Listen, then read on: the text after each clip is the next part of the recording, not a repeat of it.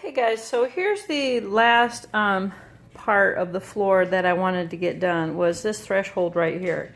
So I had to rip a board that was 4 3/4, the same length as these.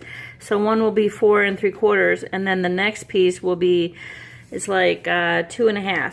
And then what I did was I angled it because you don't want it to be looking just like this when you end your piece. So let's go in the bedroom and I'll show you how or what it looks like. Okay, so here's the last boards. So these are 4 3/4, and then my last 2 1/2 inches, and then I beveled the edge so that it won't have that really sharp cut off, so it'll look like more of a transition piece. And I painted them all. So, and I added this piece here because that looks really neat piece that's going to go in that threshold, and this one here.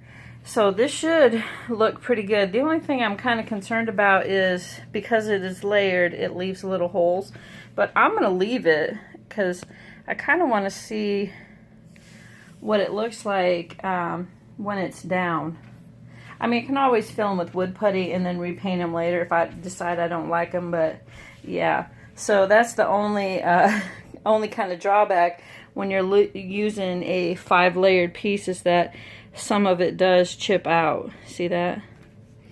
So, but we're going to give it a try and see what it looks like. So I just painted these. I'm going to let those dry, and when they're done drying, then I'm going to measure. So I had to cut 2 pieces because the threshold is wider than 8 foot. It's like 10 and almost 11 foot.